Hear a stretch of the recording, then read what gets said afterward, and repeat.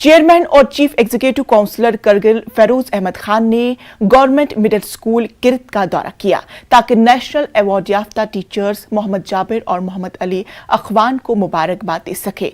इस मौके पर सीईसी के साथ deputy commissioner COO LAHDC Kargil Santosh Sukhdev, हल्के के काउंसलर, स्टूडेंट, स्कूल के फैकल्टी मेंबरान मौजूद थे। दौरे के दौरान सीईसी ने डीसी करगिल के साथ science room, mathematics room, language room, games room, kindergarten, laboratory और स्मार्ट क्लासेस का इंस्पेक्शन किया। फेरोज अहमद खान क्लासरूम्स के इंतजाम से बहुत खुश हुए। इस मौके पर सीईसी खान ने नेशनल अवार्ड याफ्ता टीचर्स को मुबारकबाद पेश की। सीईसी खान ने स्कूल के लिए 5 लाख रुपए देने का ऐलान किया।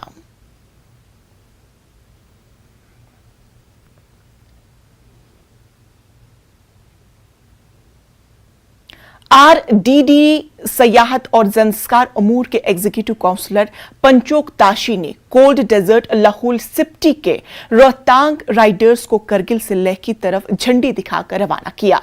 एसी ताशी ने कहा है कि रोहतांग सवार लाहौल टिप्सटी के ट्रैवल एजेंट के तौर पर काम करते हैं। उन्होंने लाहौल स्पिति से किश्तवाड़ के लिए बाइक का आगाज किया, फिर किश्तवाड़ से श्रीनगर और मंगल को करगिल पहुंचे। इस आयोजन में महकमे सयाहत, हिमाचल प्रदेश के स्टेक होल्डर्स, 40 बाइकर्स और 10 कारें हिस्सा ले रही है।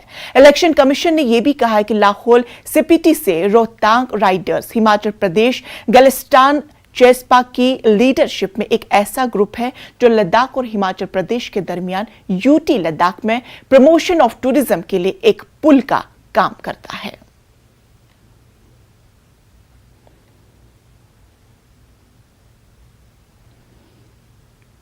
अरबियन का कारवान परचुक से आगे सन को पहुंच चुका है। सन को इमामबाड़ा में काफिले को दोपहर का खाना भी फराहम किया गया है। इसके बाद उन लोगों ने कृपुखर सईद मीर हाशिम के मजार शरीफ की जियारत की और सनको की जानिब रवाना हुए। इमाम हुसैन और करगिल के शहीदों को खराज श्रद्धांजलि पेश की गई।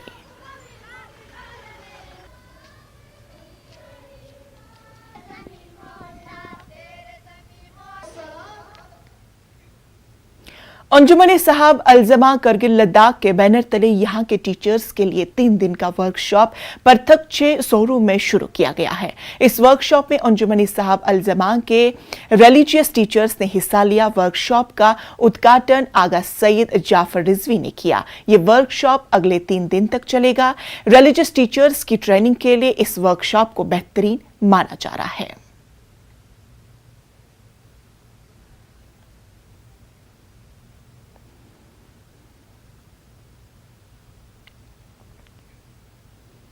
करगिल के पेंशनर्स यूटी सरकार से